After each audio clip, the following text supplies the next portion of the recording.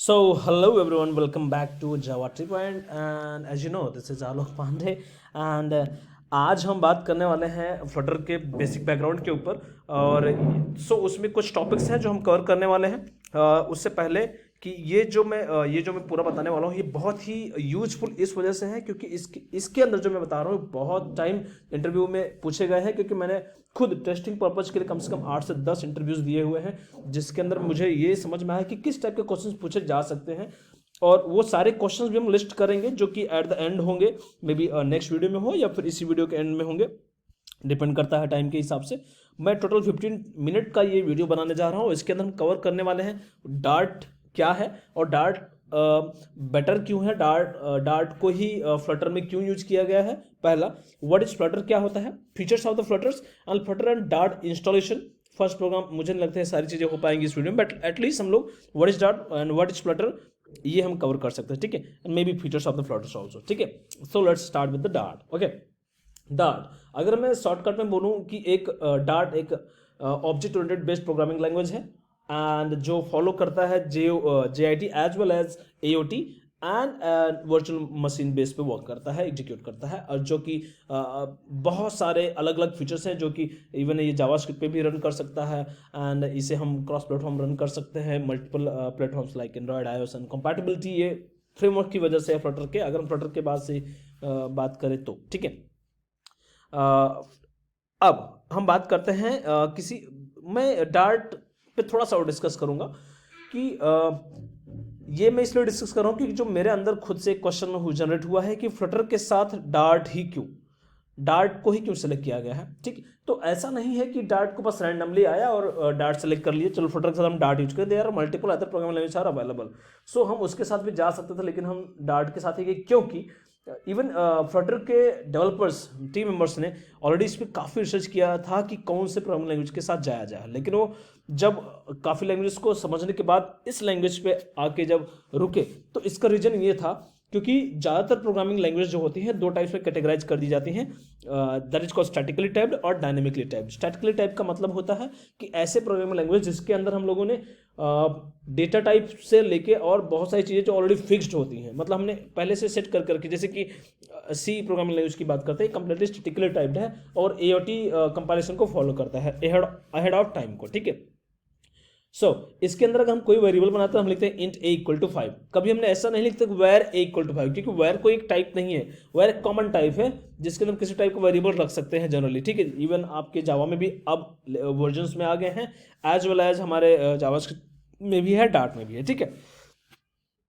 मतलब ये तीनों जो है ये तो डायनेमिकली ही है, स्टैटिकली नहीं है, तो श्योर है, ठीक है।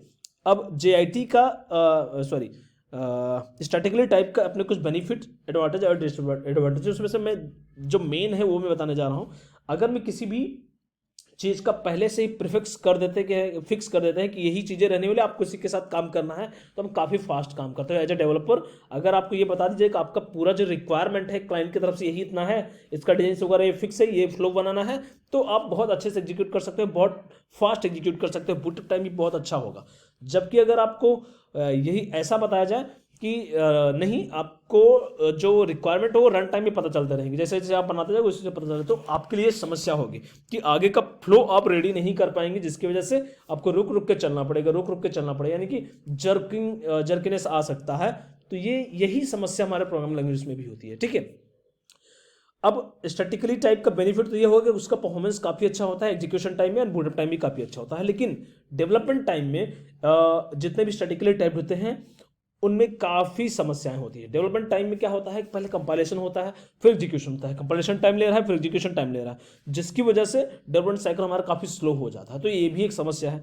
तो एडवांटेज डिसएडवांटेज की बात करें तो बस इसमें तो मैं एटलीस्ट इतना ही चाहूँगा, एंड ऑब्वियसली सी के खुद के अलग बेनिफिट्स है, तो हम वो नहीं डिस्कस कर रहे हैं, हम बस बात कर रहे हैं JIT, AOT एंड VM के बारे में, ठीक है।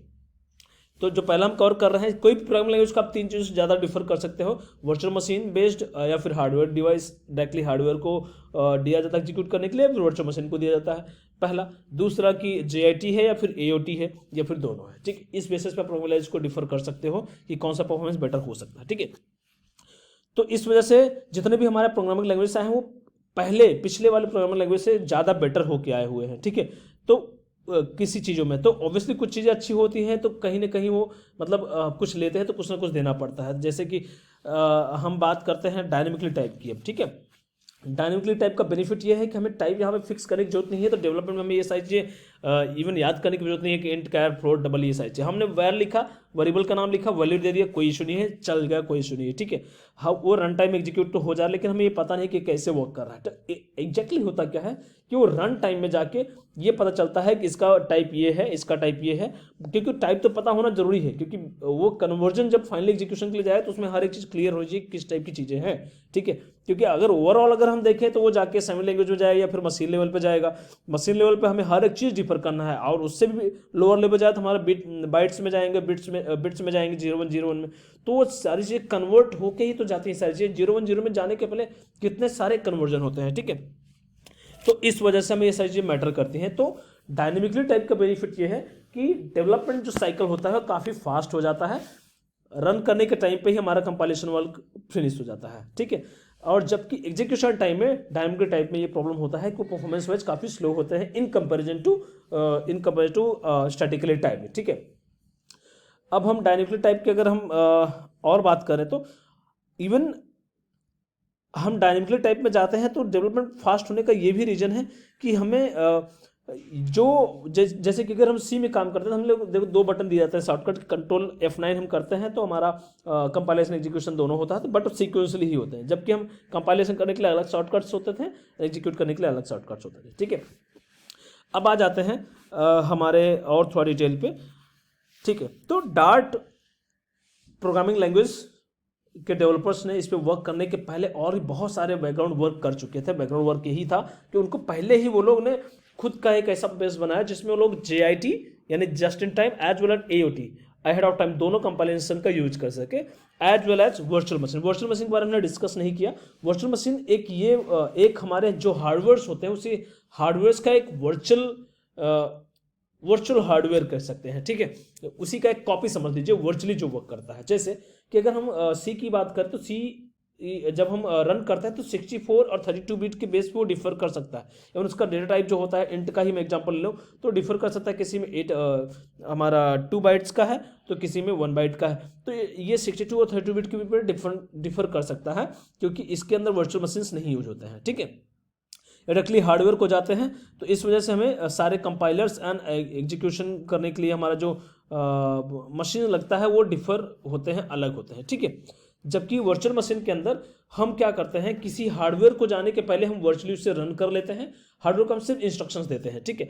तो इस वजह से हमारा ये पोर्टेबिलिटी जो होता है 32 बिट 64 बिट या फिर किसी 86 बिट, कोई मैटर नहीं करता कौन से बिट पर रन कर रहे हो, वो सबके लिए सेम होता है। जैसे कि हमारा जावा में हमारा ये ऑटोमेटिक वर्चुअल मशीन वर्क करता है और वर्चुअल मशीन में एग्जीक्यूशन होता है, जिसकी वजह से हमारा ये प्लेटफॉर्म की डिपेंडेंसी नहीं होती, 64 बिट है 32 बिट है, ये सब डिपेंडेंसी नहीं होती, सबके लिए कॉमन होता है, ठीक है।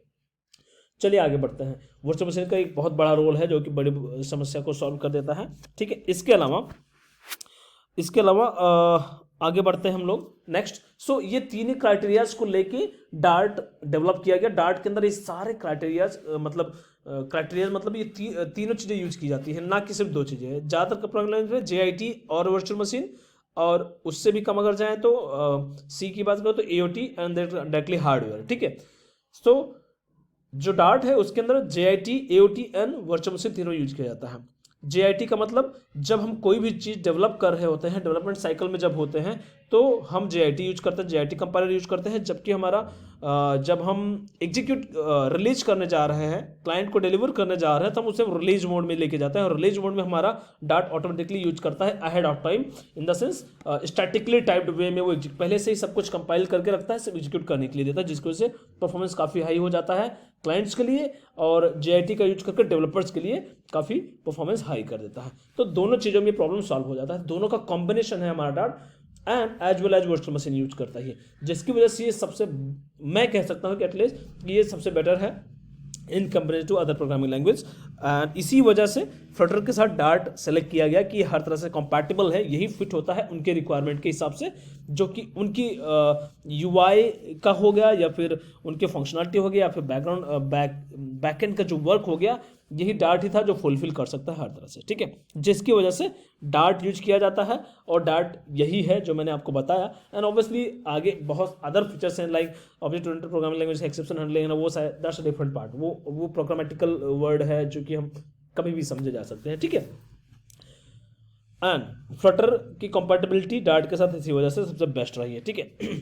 अब हम आ जाते हैं इसी पे। इवन बस इतना ही नहीं है, डार्ट का यही बेनिफिट नहीं, इवन ये भी है कि डार्ट एक ऐसा प्रोग्रामिंग लैंग्वेज है जो कि जावास्क्रिप्ट के इंजन के अंदर भी एग्जीक्यूट हो जाता है, वो भी 70% ऑफ। अगर हम डेवलपर्स के रेटिंग के हिसाब से जाए तो 70% ऑफ कोड जो होते हैं डार्ट जावास्क्रिप्ट इंजन में भी एग्जीक्यूट हो जाता है, ठीक है। मैं उसके लिए एक डॉक बनाया हूँ,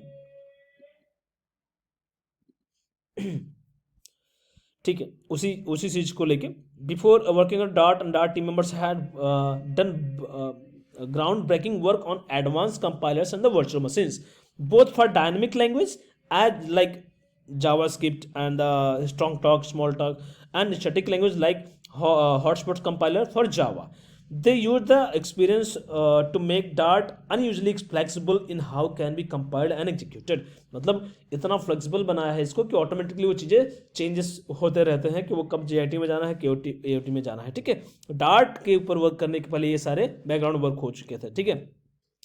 dart is one of the very few language, perhaps the only mainstream language that is well suited to being compiled both AOT and the JIT. ये मतलब ये एक ऐसा लैंग्वेज है जो दोनों के लिए कंपैटिबल है, दोनों के लिए सपोर्टिव है, ठीक है। And supporting both kinds of, ठीक है, blah blah. JIT compilation is used during the development of the development, ठीक है, वही सारी चीज़ें। So as we can say for example Dart can be compiled into JavaScript and so it can be executed by browsers also. This allows code reuse between the mobile apps and the web apps, and developers have reported as high of 70% of code, 70 to 75% of code Dart के use किए जा सकते हैं web के लिए भी, and मतलब cross platform use किया जा सकता है। सो ओवरऑल ये था डार्ट एंड फ्लटर जो है डार्ट को क्यों यूज करता है, ठीक है।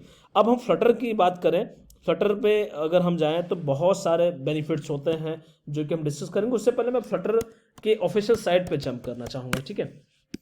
नहीं, बस ये नहीं है कि वो क्रॉस प्लेटफॉर्म है एंड ऑल, इसके अलावा और भी बहुत सारी चीज़ें हैं। सो मैं 15 मिनट का टाइमर सेट किया हो तो हो सकता है 15 मिनट में ये वीडियो बंद हो जाए, तो उसे इग्नोर करते हुए मैं कंटिन्यू करता हूँ, मे बी जब भी बंद हो जाए, ठीक है। चलिए आगे बढ़ते हैं। अब हम फ्लटर के अगर वेबसाइट पे जाते हैं तो Flutter is open source framework by Google for building beautiful natively compiled multi platform applications from the single code base. अब इसे समझने की जरूरत है। देखिए, कोड बेस अगर कोई ऐसी चीज हो जो हम एक जगह लिखे और वो हमारे एज अ सॉफ्टवेयर भी वर्क कर सके, एज अ मोबाइल एंड्रॉइड के लिए भी, as well as iOS, as well as web browser, इन चारों के लिए वर्क कर सके, तो ऑब्वियसली ये बेटर होता है। ये सबसे ज़्यादा क्लाइंट के लिए एज वेल एज डेवलपर्स के लिए, दोनों के लिए सबसे ज़्यादा बेटर होता है। तो ये सबसे पहला फीचर है जिसकी वजह से फ्लटर हमारा जाना जाता है। तो सबसे बड़ा बेनिफिट क्या है कि क्रॉस प्लेटफॉर्म है, किसी भी प्लेटफॉर्म पर रन किया जा सकता है एक बार बना के। ऑब्वियसली कुछ डिफरेंसेस होते हैं, कुछ नेटिवली कोड करने पड़ते हैं, ऐसे ही नहीं कि सब कुछ ऐसे ही हो गया। कुछ ऐसी चीज़ें होती हैं जो हार्डवेयर डिपेंडेंट होते हैं, उसको हमें हार्डवेयर लेवल पे जाके काम करना पड़ता है, यानी एंड्रॉइड के लिए अलग, iOS के लिए अलग, and as well as browser के लिए। जैसे कि अभी मैं कैमरे के साथ काम करना हो गया, या फिर अगर हम NFC की बात कर रहे हैं कि नियर बाई कम्युनिकेशन फील्ड, ये एक तरह का हार्डवेयर डिवाइस होता है जो कि किसी डिवाइसेस में लगे होते हैं, किसी में नहीं लगे होते हैं। तो ये चीज़ें मैटर करेंगी, उसके लिए हमें नेटिवली कोड करना पड़ता है। थोड़ा बहुत आपका एंड्रॉइड का भी नॉलेज होना जरूरी है, एज वेल थोड़ा बहुत आपका इसका भी नॉलेज होना जरूरी है जो कि हमारा iOS है, ठीक है। ये डिपेंड करता है कि आप किस किस प्लेटफॉर्म के लिए बना रहे हो। तो पहला चीज़ ये कि क्रॉस प्लेटफॉर्म है। दूसरा, फास्ट होने के रीजन भी दिया है। Flutter code compiles to ARM और Intel machine code as well as JavaScript for the fast performance on any devices। किसी भी डिवाइसेस पे ऑब्वियसली ये रन कर सकता है, ठीक है। नेक्स्ट जंप करता है जो कि प्रोडक्टिव है। ये देखिए, ये मैं इनकी चीज़ों को उठा रहा हूँ क्योंकि प्रोडक्टिव इसलिए है। प्रोडक्टिव के बारे में बात करें, सेकंड नहीं, ये थर्ड फीचर होगा। पहला तो क्रॉस प्लेटफॉर्म, दूसरा फास्ट, तीसरा प्रोडक्टिव इस वजह से है क्योंकि इसके अंदर जो कुछ भी आप यूज कर रहे हो वो सब एक एज अ विजेट मिल जाता है, ठीक है। विजेट मतलब चीज़ें ऑलरेडी बनी हुई, बस आपको सेट करने हैं, प्रॉपर्टी सेट करने हैं, वैल्यू सेट करने हैं, रेडी, एक बटन बनाना है तो बटन के लिए आपके लिए मल्टीपल टाइप्स के बटन अवेलेबल हैं, आप जो चाहे वो यूज कर सकते हैं। उसके ऊपर एनिमेशन पहले से बने हुए हैं, सब कुछ आप यूज कर सकते हैं। एंड एक स्कैफोल्ड जिसे हम कहते हैं बॉयलर प्लेट आप कह सकते हो कि वो